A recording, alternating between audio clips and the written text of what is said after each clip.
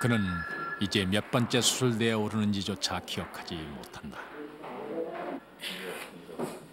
시민군 박병준. 첫 수술 때 그는 오른쪽 무릎을 잘라냈다. 벌써 20년 전의 일이다. 5월 항쟁에 참여한 박병준은 두 다리에 총을 맞았다.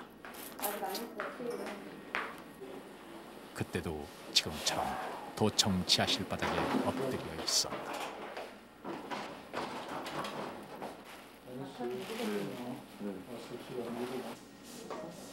다리를 자르고 썩어가는 발꿈치에 생사를 붙여넣길 수십 번. 그러나 그는 한 번도 자신의 두 다리를 두고 후회하진 않았다. 죄 없는 시민들, 뭐 학생들, 뭐 얘기 어린아이들 대고 무조건 내패고 오는데 그걸 보고 있는 사람이 누가 있어요? 그것도 내 주위 사람, 내 형제가 있는 거 다 그런 사람인데. 놈이 그래도 그 눈이 뒤집을 정도인데 내 보면 내 형제가 그러고 있는데 누가 가만히 있어요? 강경심은 다 똑같은 상황이었을 거예요 그때. 누구나 마음은 내가 총을 맞았다 해서 뭐 큰 그냥 내가 그때 운이 없어서 맞을 뿐이고 하나 내가 그 총을 운이 없어서 맞았을 망정 그때 그 상황은 지금에까지도 아직도 못 풀어진다는 것이 왜 우리가 맞아야만 했는가. 그 답을 지금까지 20년이 흐른 후에도 지금까지 오늘날까지도 보면 그 상황을 못 풀잖아요. 왜 그것이 일어나야만 했는가. 그 답을 안 주잖아요 누가. 왜 쐈는가. 세월만 흘렀다. 18배 총을 들었던 그가 변찮고 지켜온 세월 20년이 흘렀다.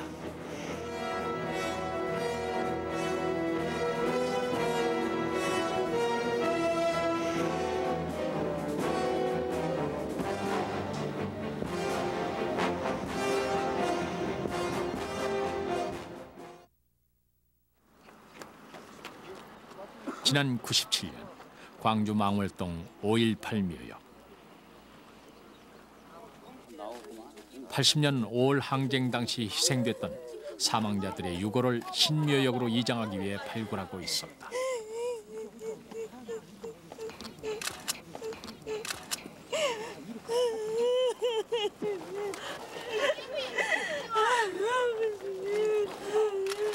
비록 유골이었지만 희생자 유가족들에겐 17년 만의 만남이었다. 그리고 그 만남은 오랜 세월 땅속에 묻혀버린, 그래서 어쩌면 잊혀져가는 참혹했던 죽음과의 만남이었다. 세상에 대가리가 이렇게 발사라를 손 못대 당하고 그러지 머리가. 어디서 어떻게 죽어갔는지 둘러볼 겨를도 없이 청소차에 실려와 묻혀버린 시신들.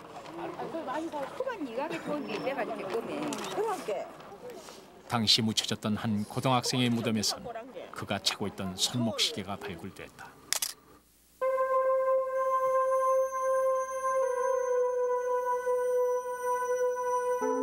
시계는 멈춰 있었다. 80년 5월 22일 목요일.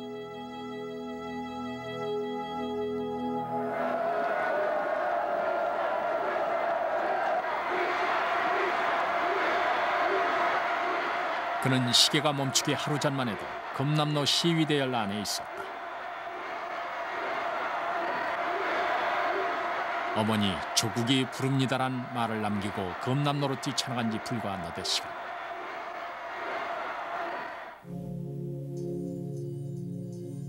그의 육신은 머리에 총탄이 박힌 채 싸늘하게 식어 있었다.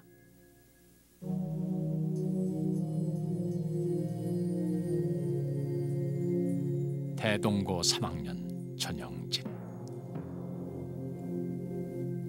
그의 곁엔 함께 숨져간 수많은 시신들도 안치돼 있었다.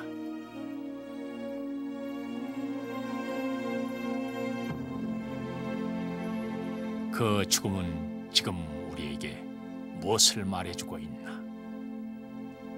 이 5.18의 의미라고 하는 것은 실질적으로 우리 사회가 가지고 있었던 숨겨져 있는 모든 문제의 발화점이다. 여기서부터서 문제 해결의 출발점이 있는 거다. 이런 생각을 하고 있습니다. 그러니까 이 자리가 없었다고 한다면은 5.18이라고 하는 것이 없었다고 한다면은 우리의 사회적인 모순을 치유할 수 있는 계기가 이루어지지 않았을 거다. 저는 그런 생각을 합니다. 그래서 5.18이라고 하는 것은 그냥 무슨 뭐 지역의 문제라든가 김대중 씨의 무엇에 의해서 이루어졌다든가 이런 건 전혀 아니고 기왕에 우리가 구조적으로 가지고 있는 모순들을 전부 까발리는 발화점으로서 말하자면 8, 90년대 우리가 민주화의 길을 가게 되는 하나의 촉발점으로서 5.18이 있다. 저는 그런 생각을 합니다.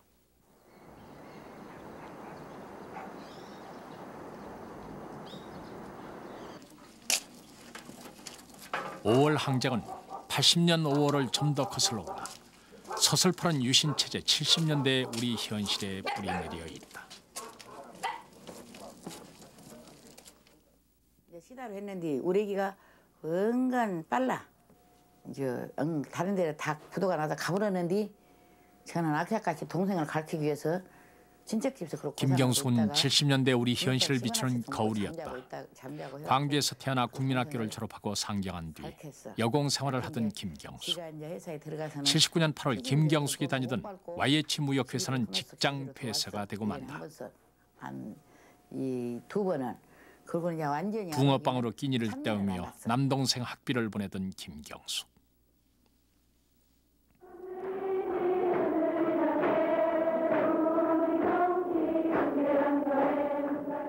YH 무역노조 174명의 여공들은 신민당사에서 점거농성을 벌이고 있었다. 기업주의 일방적인 폐업 조치에 일자리를 잃어버린 YH 무역의 노동자들. 그러나 경찰은 농성 3일째던 8월 11일 새벽 2시 마포 신민당사에 난입해 농성 중인 노동자들을 강제 연행했다.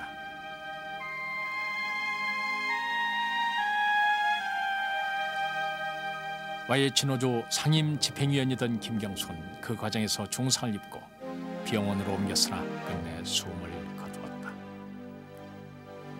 이것은 노동운동을 탄압하는 그러한 방식에 있어서 해방 이후에 우리나라의 노동운동 탄압 방식이 이보다 가혹하고 참혹하게 탄압한 일은 없다. 이렇게 볼 수 있는 겁니다. 이게 왜 이랬을까? 이것이 문제일 텐데 그것은 유신 정권의 말기적 증상이었다. 그래서 발악한 것이다. 이렇게 볼 수가 있습니다. 유신 정권의 최악의 그러한 비인간적인 그런 탄압의 모습이 YH 사건으로 나타난 것이다. 이렇게 볼 수 있습니다.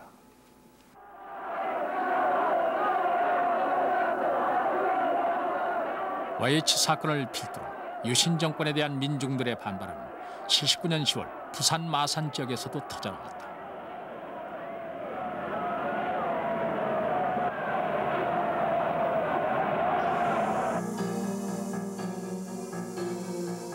(10월 16일부터) 시작된 부마 항쟁. 부산대에서 시작된 시위로 급기야 부산 전역에 비상계엄령이 선포됐고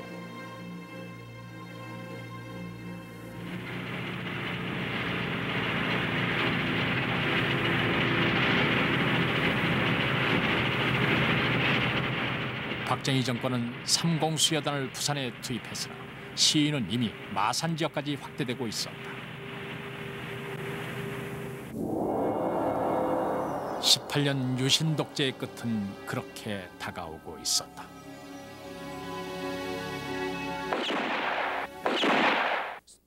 (10월 26일) 박정희 대통령의 사망으로 제주도를 제외한 전국 일원의 비상계엄이 선포됐다. 이른바 신군부의 등장 또한 그와 때를 같이 한다. 79년 12월 12일 신군부는 무력을 동원해 군분의 반대파를 제거한 뒤 정권을 장악해갔다. 하나회 출신 정치군인들이 전두환 보안사령관을 중심으로 정권 찬탈을 본격화한 것도 그때부터다.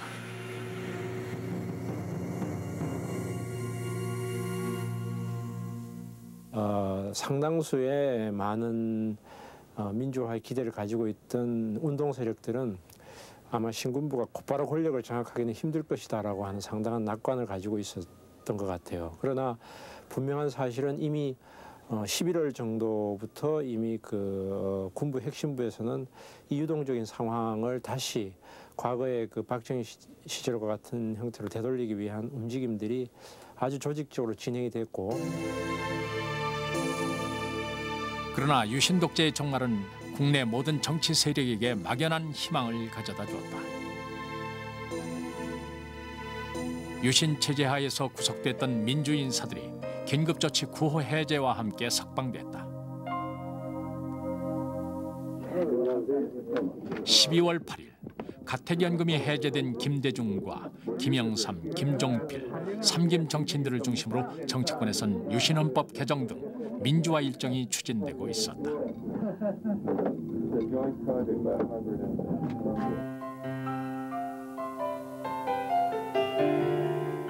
80년 봄, 개학과 함께 대학가에도 민주화의 바람이 불고 있었다.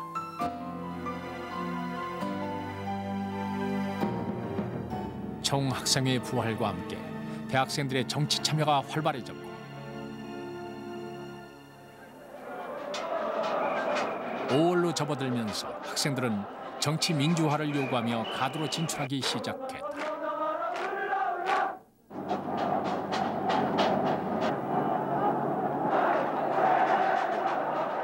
5월 15일 서울역 광장에서는 서울 지역 24개 대학 20만여 명의 학생들이 계엄 철폐, 유신잔재 척결 등을 요구하며 격렬한 시위를 벌였다.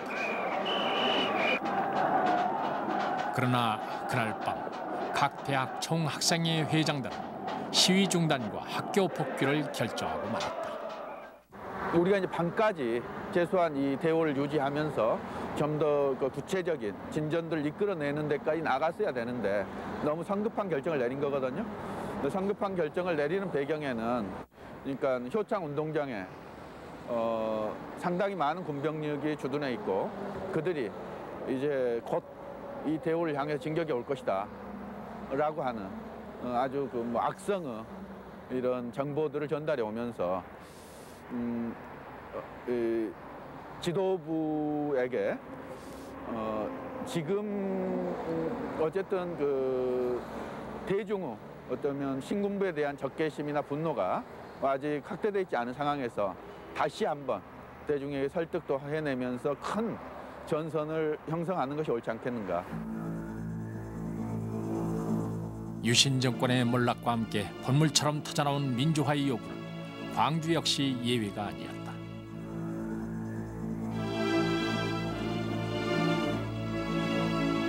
(5월) 초부터 시작한 전남대와 조선대 학생들의 교내 시위는 14일 경찰 저지선을 뚫고 가두로 진출한다.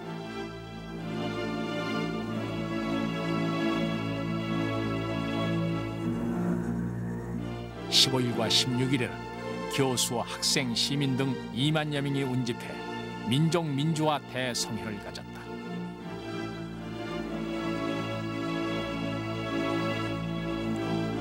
집회를 마친 시민 학생들은 대형 태극기를 앞세우고 시내를 돌며 비상계엄 해제, 유신잔당 퇴진 등을 외치며 평화 시위를 벌였다.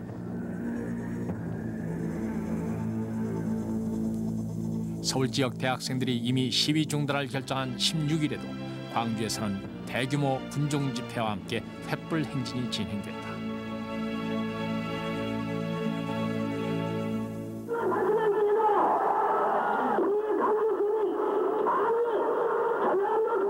서울과는 달리 전남대 총학생회장 박관현을 비롯한 광주 대학생들은 지속적인 투쟁을 결의했다.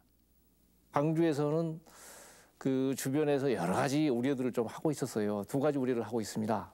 첫째는 군부가 등장했을 경우에 어떻게 하는 것이냐 하는 문제에 대해서 여러 그 학 내외에서 우려들을 굉장히 많이 하고 있었습니다. 두 번째 문제는 미국식 의도에 대해서 상당히 우려들을 많이 하고 있었어요. 그래가지고 그 민족민주화 성회가 끝나고 마지막 5월 그 16일 때 서울에는 이미 집회가 끝났죠. 그런데 여기는 더 연장해서 합니다. 이 유신 세력에 대한 쐐기를 받고 그다음에 우리 군부에 대한 신뢰를 표시할 필요가 있다 해가지고 5월 16일 날 그 횃불 시위를 하거든요.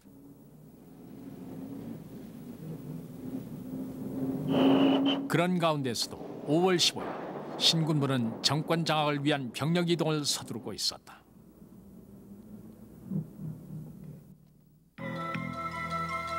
전두환 합수부장, 노태우 수경사령관 등 육사 11기생을 중심으로 한 신군부 세력. 17일 11시 전군 지휘관 회의를 소집했다.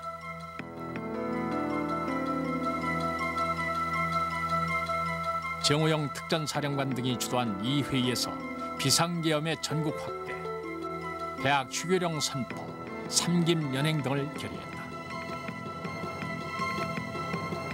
비상계엄 해제를 결의하지 못하도록 국회의사당은 봉쇄됐다.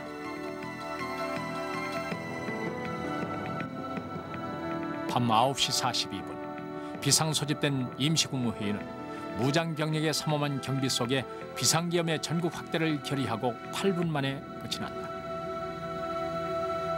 1980년 5월 17일 24시를 기하여 현 지역 계엄을 전국 비상계엄으로 전환 선포하고 국가의 기강과 사회 안정에 필요한 조치를 취한 것입니다.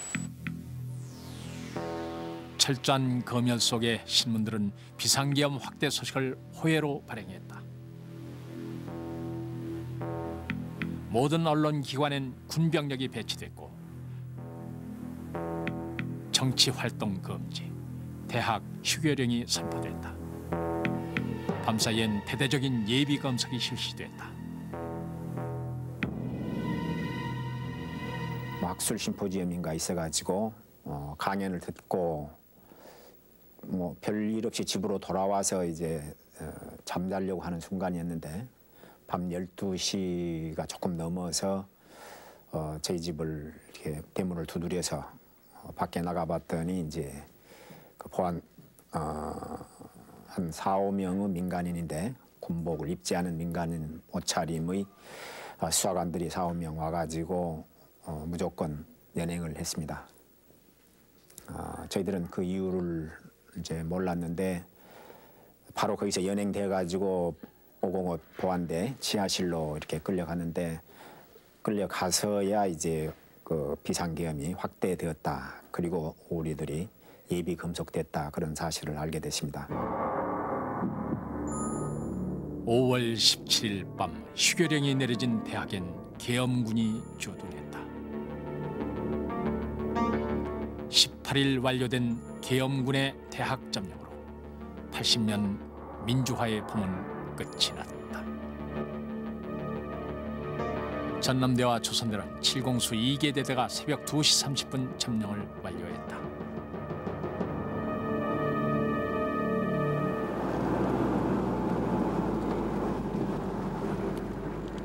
전남대를 점령한 7공수 33대대는 밤늦게까지 공부하던 학생 62명을 연행하고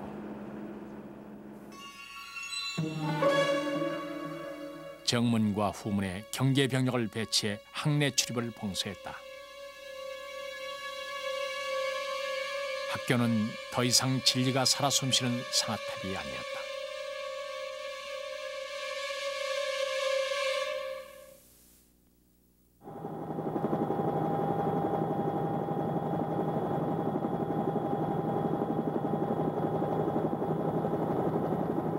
(80년 5월 18일) 아침 전남대 정문.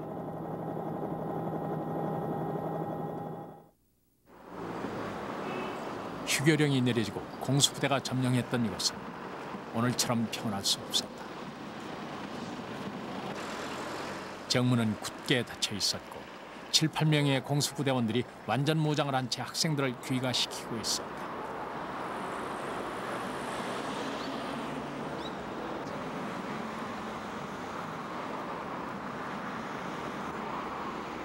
휴교령이 내려질 경우 학교 정문 앞에 집결하기로 약속했던 시간은 오전 10시. 공수부대와의 첫 충돌이 시작된 것도 그 무렵이었다. 구호가 나오시하고 앞에서 이제 20, 30명이 모여가지고 이제 외치니까 그 안에서 이제 다시 방송이 나왔습니다. 그때는 이제 방송이 계엄군 그 관리자의 목소리인데 이제 조금 격양도 되고 또 한편으로서 이제 반말입니다. 이제 너희들 얼른 물러가라.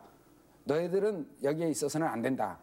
좋게 해산하고 빨리 대구로 돌아가라 하는 이제 욕설 비슷한 이제 좀 지금으로 정확하게 기억을 못하지만은 그런 발언이 나오기 시작하고 그래서 우리 학생들은 안 된다. 들어가야 된다. 또 일부 좀 흥분한 학생들은 내가 학교 가서 가져나올 것이 있으니까 들어가야 된다.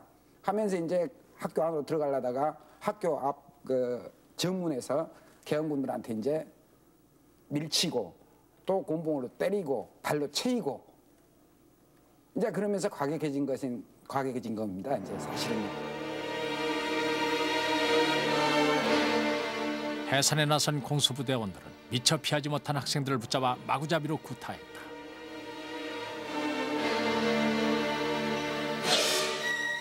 보다 못해 이를 말리던 시민들조차 공수부대의 진압봉 세례를 받고 길거리에 쓰러졌다.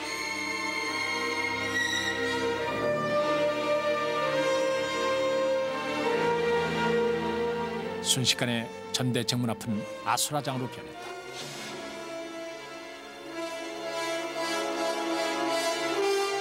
마치 본보기를 보여주려는 듯 도망가는 학생들을 끝까지 추격하던 공수부대원들은 인근 독서실까지 난입했다.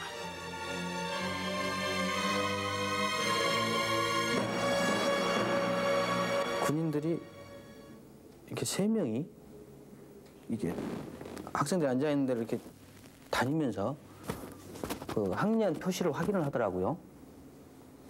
저한테는 와서 이렇게 딱 보더니 1학년이니까 그냥 지나가더라고요. 근데 지나가는데 지나서 저만큼 가서는 그때 금호고 3학년 박영신이라는 선배가 같은 동네에 살았었는데 같이 이제 거기서 공부를 하고 있었어요. 그런데 이 자식은 3학년이네? 그러면서 곤봉으로 아유 그냥 세상에 좀 어깨를 때린다든지 그냥 머리를 그냥 정통으로 봐버리는 겁니다. 그냥 팍 때려버려요. 그러니까 그냥 팍 때리니까 이 사람이 팍 쓰러지면서 노트에 피가 그냥 쫙 퍼지는 거예요. 공수부대의 무자비한 폭력에 격분한 학생들은 주위의 시민들에게 이 사실을 알리며 가두로 뛰쳐나갔다. 전남대에서 출발한 시위대 가두 진출로 5월 항쟁은 이제 시내 중심가로 확산돼 가기 시작했다.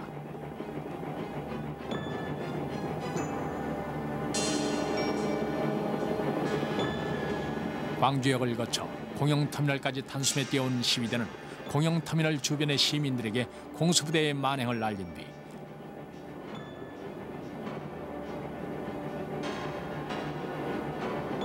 금남로를 거슬러 올라 도청으로 향했다. 3km가량을 구호와 노래를 외치며 달려오는 동안 시위대열은 어느새 500여 명으로 불어나 있었다.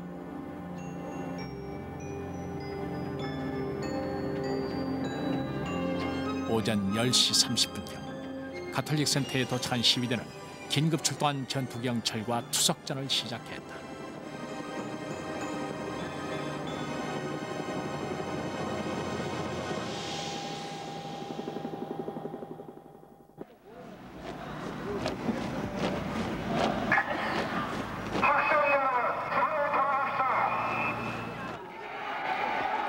어제까지만 해도 학생들의 가두 행진을 도와주던 경찰들 역시 돌변해 있었다. 전투 경찰들의 적극적인 진압에 밀려 시위대는 뿔뿔이 흩어졌고 시내 골목골목에선 투석전이 벌어졌다.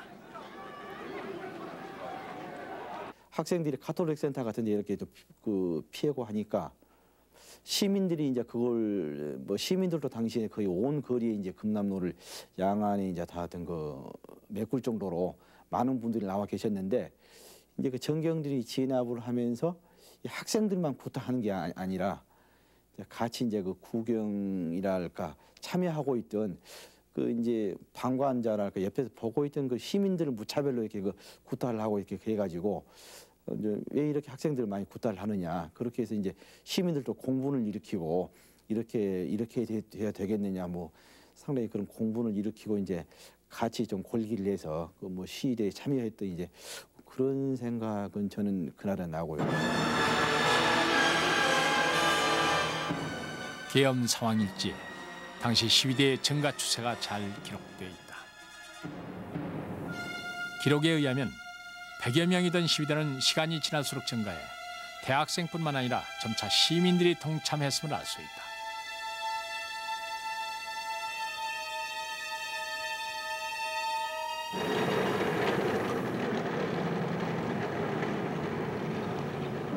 오후 4시경 금남로에 공수부대가 투입되면서 시내 상황은 판이하게 달라지기 시작했다.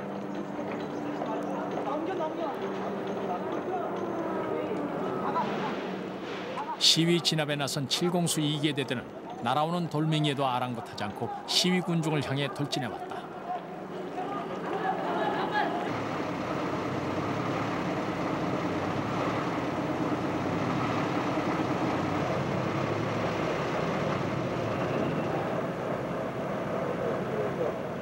시위 군중의 숫자에 맞서는 700여 명의 공수부대원들.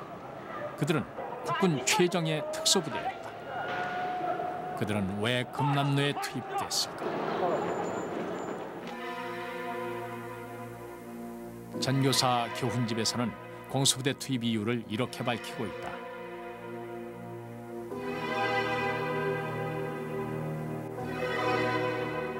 그러나 경찰의 진압 능력 부족이란 주장은 아무런 근거가 없다.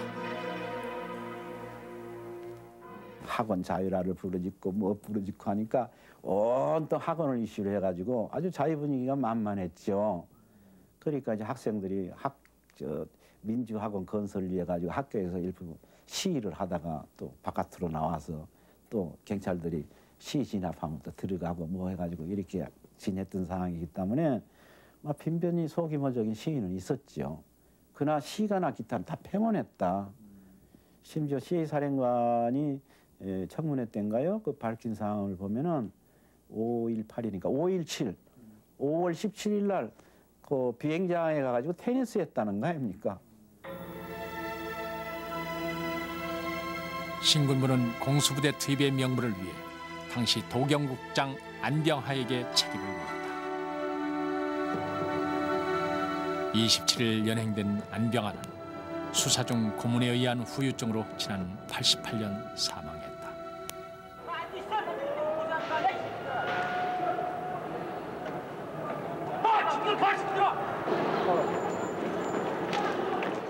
공수부대 투입의 목적은 따로 있었다. 무력으로 권력을 찬탈한 신군부는 자신들의 반대 세력에게 본보기를 보이고자 했다.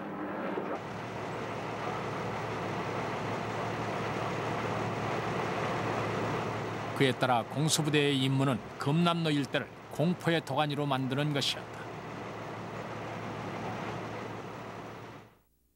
이 권봉을 해서 그 주로 젊은 청년들, 학생들 갖다 그대로 막 쳐가지고 둘이서 하나는 머리 잡고 하나는 양 발을 잡고 이렇게 하나 둘 해서 이거 딱 올리고 또 이렇게 해서 딱 올리고 그러더라고요.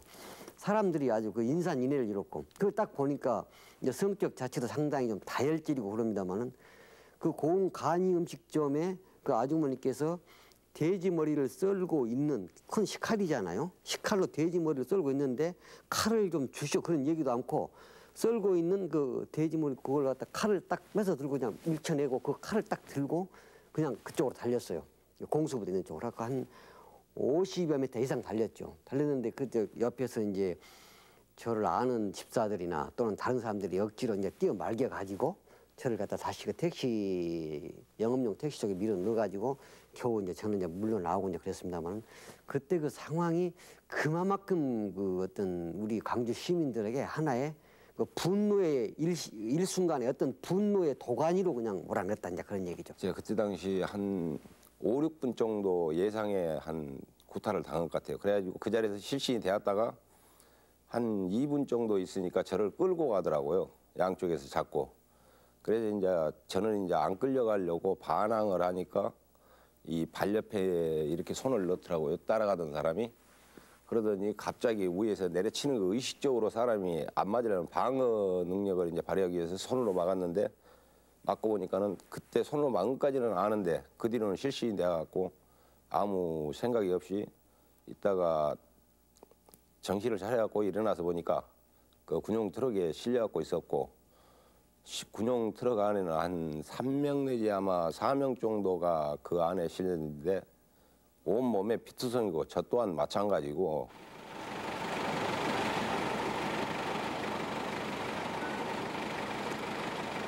공수부대의 무차별적인 구타와 폭력은 말 못하는 이들에게도 가해졌다. 김경철 씨가 이게 그 진압봉에 맞고 쓰러진 후에 어느 장애인이든 박인갑 씨는 동료 장애인들과 충장로를 지나다 공수부대원들에게 붙잡혀 무자비한 구타를 당해야 했다.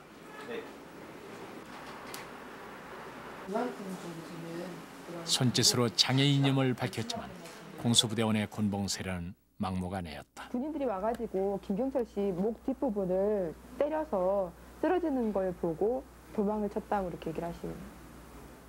박인갑 씨와 동료 장애인 2명은 겨우 그 자리를 피해 도망쳤지만 그중 한 사람은 기다려도 돌아오지 않았다. 그래서 말 못하는 농아였던 김경철은 그날 밤 끝내 사망했다.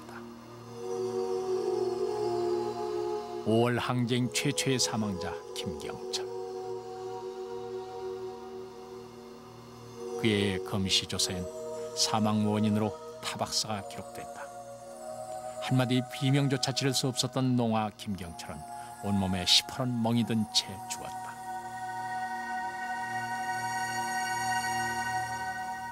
그때 당시 이제 내놓고 얘기를 보니까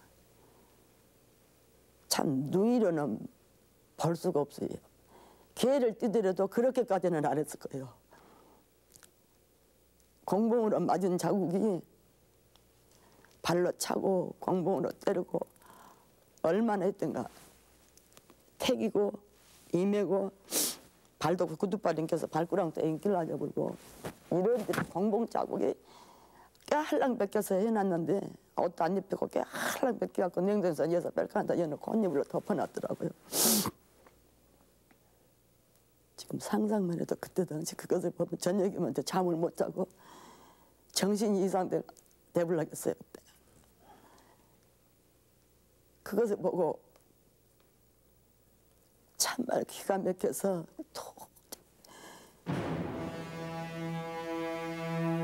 이군 사령부의 계엄 상황 일지의 기록에 의하면 칠공수는 금남로에 투입된 지 2시간 만에 405명을 연행했다. 그중 68명이 부상을 입었고 12명은 중태에 빠졌다.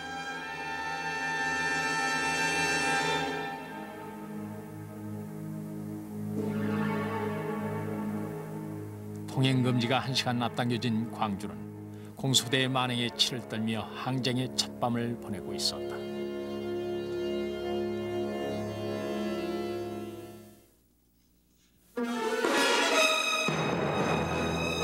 밤사이 광주엔 1146명의 새로운 병력이 투입돼 있었다.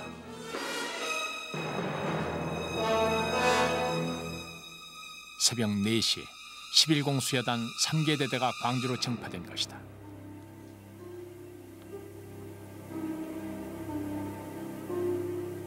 조선대의 군장을 푼 11공수여단은 아침부터 금남로를 돌며 위력 시위를 했다.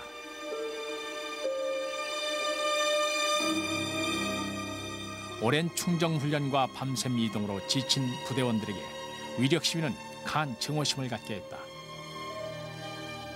10시 반경 시위가 시작되자 공수부대원들은 마치 기다렸다는 듯 시위대를 향해 돌진했다. 그러나 이미 어제 공수부대의 잔인함을 본 시위대는 순식간에 흩어졌다. 공수위원들로서는 도저히 그 시위대를 체포할 수가 없었습니다. 왜냐하면 먼 거리에서 시위하다가 군인들이 쫓아가게 되면 민가로 숨고 시장으로 잠입하고 뭐 이렇게 되니까 우리로서는 도저히 어떻게 그들을 진압할 수 있는 그런 길이 없었어요. 그렇기 때문에 이제 그런 일을 여러 번 반복하면서 화가 난 군인들이 이제 시위대와 시민, 기존 생활하는 시민들을 분별할 수 없게 되었고 이제 어디에서든지 시위를 할 만한 젊은 사람이면 다 시위대를 생각하고 이제 그리고 무차별 취합하는 이제 그런 일들이 벌어졌죠. 그래서 학생들이 주택가로 들어가면 주택가 쫓아가서 민간인 주택을 수색하게 되고 또 시장으로 들어가면 시장까지 쫓아가서 거기에 있는 젊은이들을 구타하게 되고 이런 일들이 발생하게 됐습니다.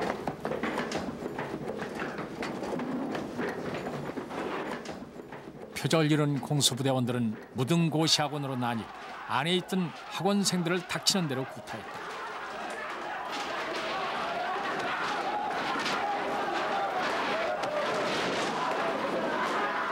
학원생들은 피투성이가 된 채 공수부대원들에게 끌려다녔다. 난데없이 뛰어든 공수부대원들에게 학생들은 영문도 모른 채 쓰러졌다.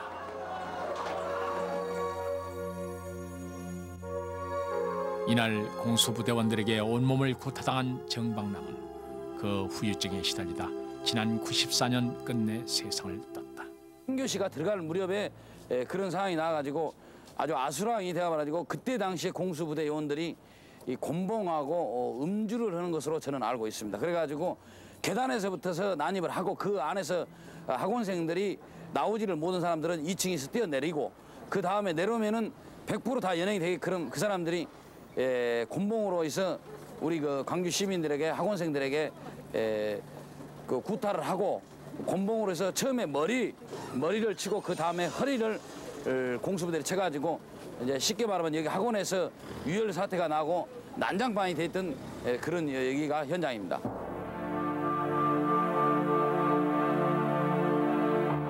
공수부대원들은 학원생들을 거리로 끌고 나와 옷을 벗기고 대항할 여력도 없는 학원생들을 향해 구타를 계속했다. 끌려온 사람들은 트럭에 태워져 교도소, 상무대 등지로 연행돼 갔다. 또 다른 대원들은 호텔에 난입해 종업원은 물론 투숙하던 신혼부부까지 끌고 나왔다. 신부의 애절한 호소는 통하지 않았다. 학생이 하나 우리 호텔로 뛰어들어왔어요. 그 과정에서 공수부대들이 뒤에 한 15명이 쫓아오니까 그때 당시 그 호텔 사장님께서 현관 철문을 잠가라고 해서 나가서 잠글려다가 공수부대원들에게 한 10명 정도 집단 구타를 당하고 끌려갔습니다. 그래가지고 21일 날 와서 보니까 풀려나서 보니까 모든 것이 영업이 중단돼 있었고 그 후에 이제 영업을 하려고 보니까 그 객실문 출입문이 망가져 있길래 물어보니까 신혼부부들이 투숙했었는데 문을 빨리 안 열어준다고 공수부대원들이 군합발로 객실문을 차서 망가뜨리고 신혼부부들을 구타했단다고 이야기를 했습니다. 젊은 사람들이 타고 있으면 지나가던 택시까지 정차시키고 끌어내 구타하고 연행해 갔다.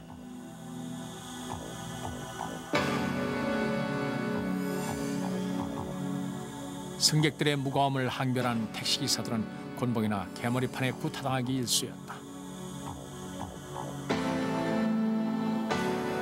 내 차에 학생들을 그 4명을 그 끄집어 내려가지고 엎어놓고 2명이 안 내려니까 거기서 총 괴물으로 찍어불고 그러니까 피가 난사되어 버렸었죠. 난사되고 이 손님들은 학생이 아니고 손님들이다.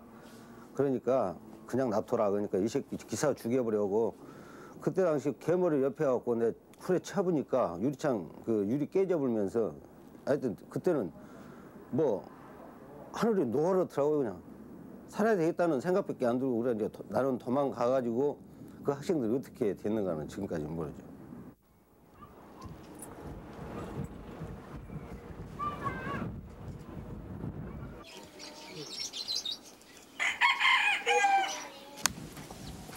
당시 택시 운전자였던 이정유 씨가 지금 살아가는 모습은 겉보기만으로도 정상이 아니다. 여보세요.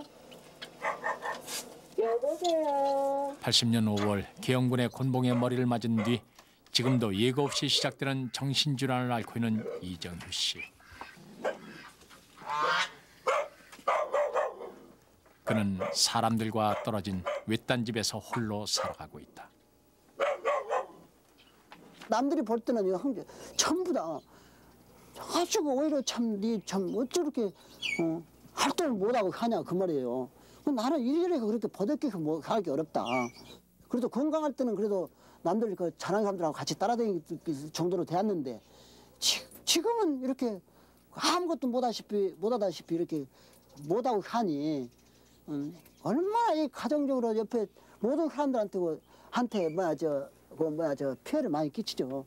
내는 그리고 또 이렇게 거꾸로 가는 인생이죠 말하자면요.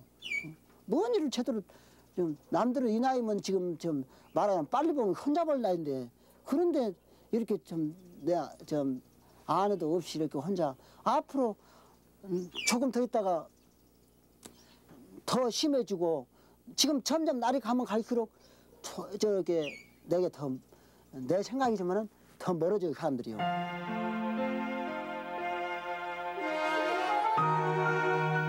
집안의 대를 잇기 위해 결혼은 해야겠다는 이정효 씨. 사진 첩속에 군복무 시절 사진이 예전에 그가 건강하고 평범했음을 말해주고 있다.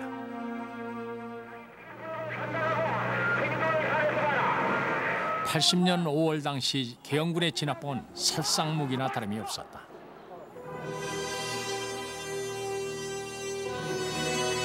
특수 제작한 계영군의 진압본 크기와 무게에서 일반 진압본과는 달랐다. 머리를 맞은 사람들은 정신 이상이 되거나 목숨까지 잃기도 했다.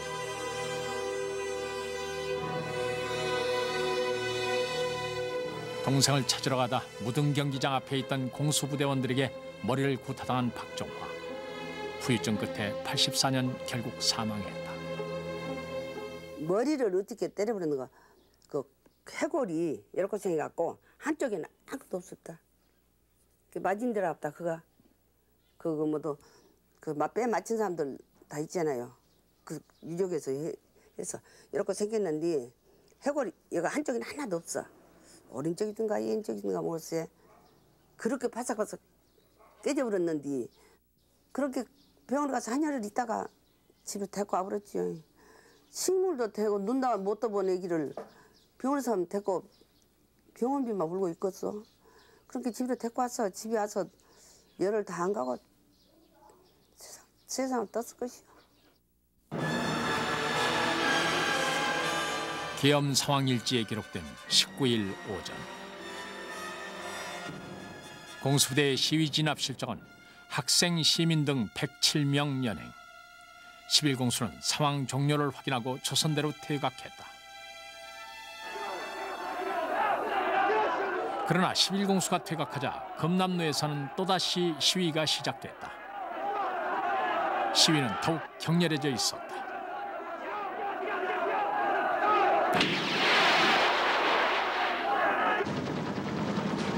시위대는 가톨릭 센터 차고에서 전일방송 취재 차량 2대를 끌어내 불을 지른 후 저지선을 향해 밀어붙였다.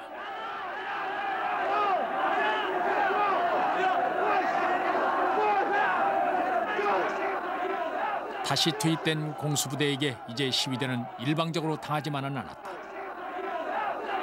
진압을 피해 이리저리 몰려다니면서 끈질기게 산발적인 시위를 전개해갔다.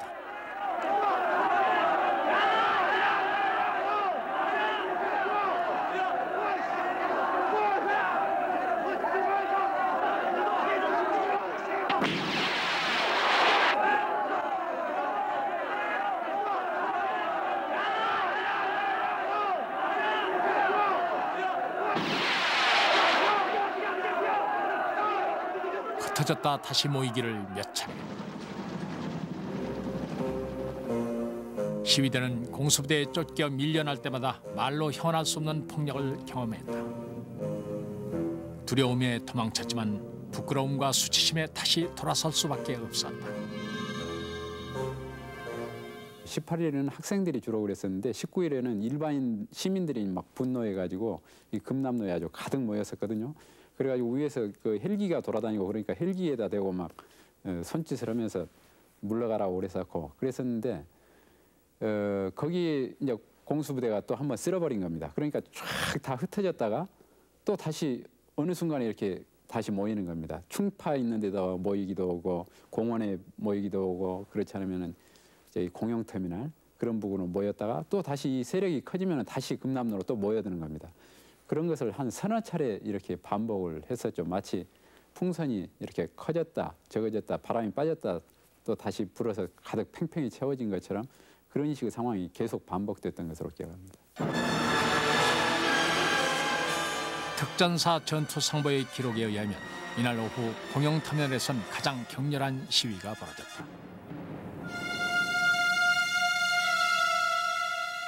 공영터미널 앞에서의 시위는 공수부대와 시위대 간의 3차례 점령과 퇴각을 반복할 만큼 치열했다.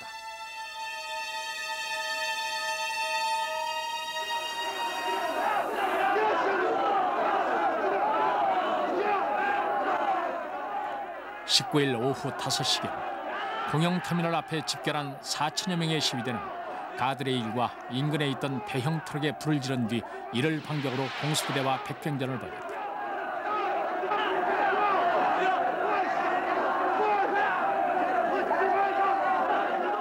공수부대와 시위대 간의 힘의 균형이 팽팽하게 맞서기 시작한 공영터미널 시위.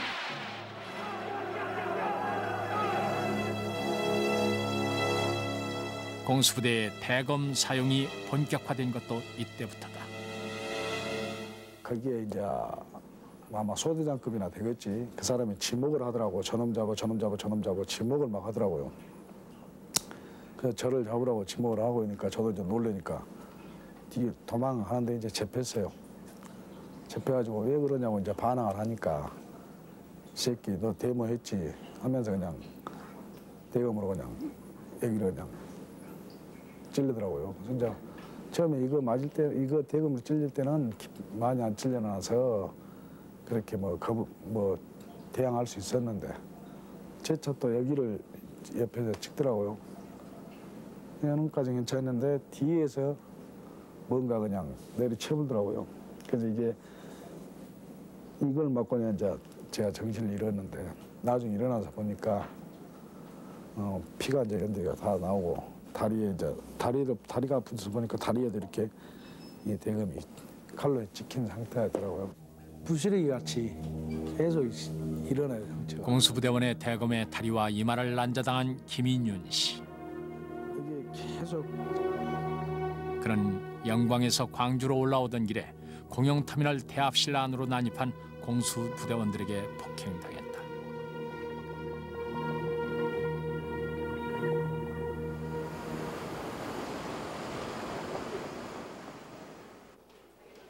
시내 병원에는 대검에 찔려 실려오는 부상자들이 부쩍 늘기 시작했다.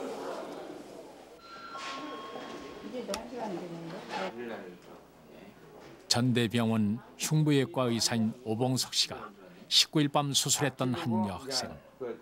젖가슴이 대검에 찔린 채 병원으로 실려왔었다.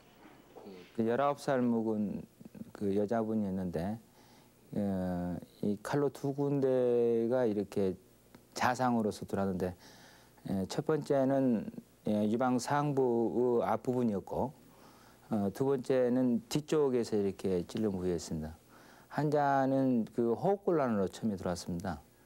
들어가지고 검사한 결과 폐에 혈흔, 피와 공기가 차가지고 수술했던 경우인데 아마 제 생각에는 앞에서 먼저 찌르고 그다음에 이제 이렇게 넘어졌을 때 뒤에서 또 찔리지 않았는가 하는 그런 생각이 듭니다. 항쟁 기간 동안 대검에 찔려 사망한 사례도 있다.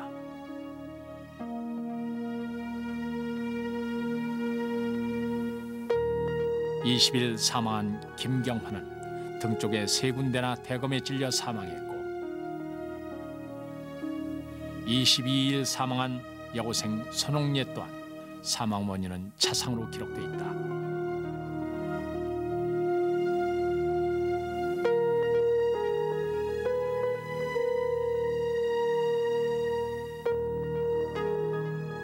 손홍예는 왼쪽 젖가슴이 잘려져 있었다.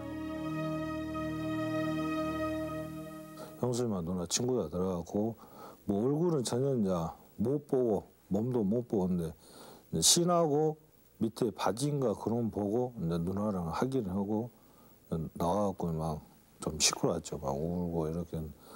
너무 보니까 그냥 제가 이제 말 큰일님한테 이야기 듣기에는 뭐 턱 부분하고 이제 뭐 젖가슴 한쪽이 또 없는 그런 단계하고 또 이제 자궁 쪽에가 또 총 맞은 그런 단계하고 전체적으로 이 다리 이 사이하고 목 부분하고 뭐냐 턱 우개 쪽 이 부분은 전혀 없다는 그런 단계나 똑같죠.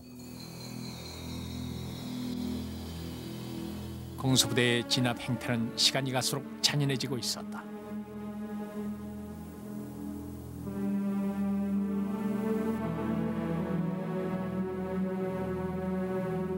특수 제작한 진압봉과 총개머리판으로 구탄 뒤 대금으로 찌르기가 수순이었다. 18일 광주에 투입된 이래 차츰 강도를 더해온 공수부대의 무기 사용. 그리고 총기 발포까지는 채 이틀이 걸리지 않았다.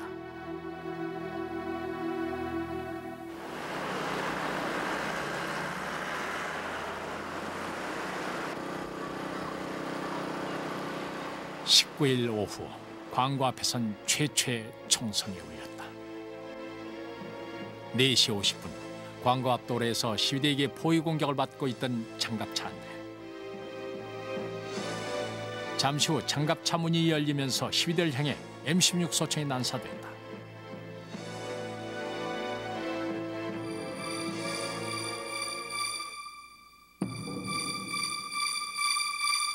공수부대 장교가 난사한 총에 책가방을 들고 집으로 돌아가던 한 고교생이 총상을 입고 병원으로 후송됐다.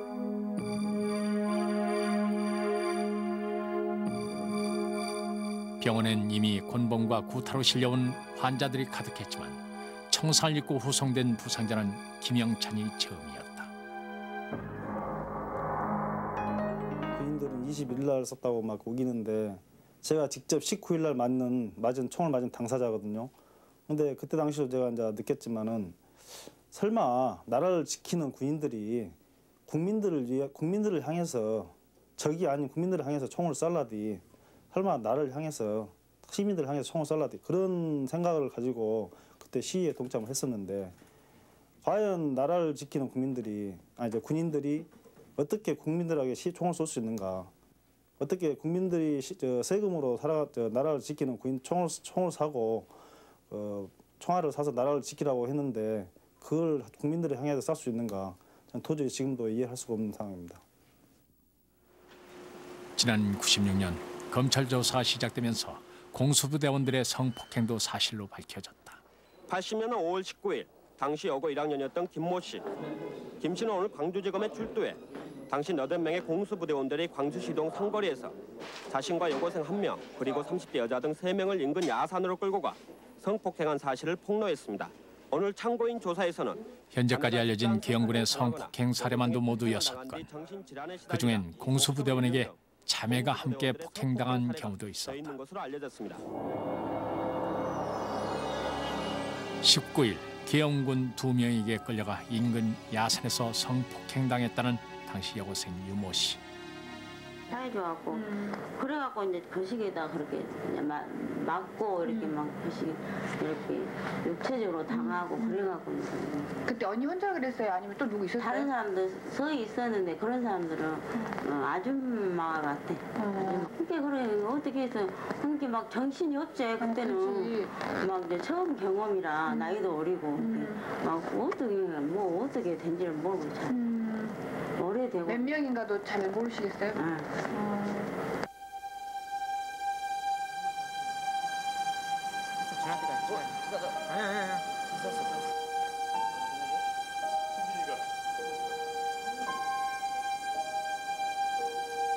성폭행의 충격을 이기지 못한 대부분의 피해자들은 그 후 정신질환자로 병원을 전전해야 했다. 18, 19일 공수부대의 만행을 겪은 광주 사람들은 차마 눈뜨고 볼 수 없는 상황에 공포감마저 잊은 채 항쟁의 물결에 동참해가고 있었다. 친구들아 연락이 안 되면 다 꿈에서 같이 놀고 중학교 시절, 국민학교 시절 그렇게 항상 꿈에서 모든 것이 이루어진 것 같아. 그리고 그렇게 막 괴로워요. 마음이 부담시 괴롭고 만사가 싫어. 얘기도 내 딸이고 내 사랑하는 딸이지만 막 이제 믿고 싫고 막 얘기도 놔두고 어디 가보고 막 그래. 이제 막 모든 게 싫어요. 삶 자체가 싫지. 사는 것 자체가.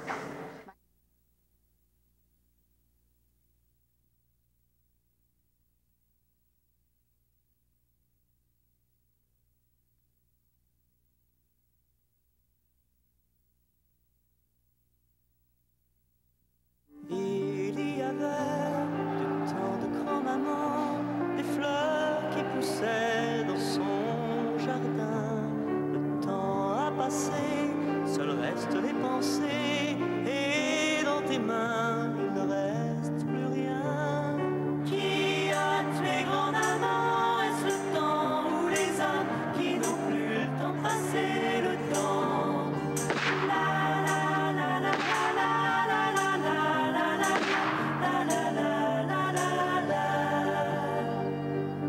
Il y avait du temps de grand-maman, du silence à écouter, des branches sur les arbres, des feuilles sur les branches, des oiseaux sur les feuilles.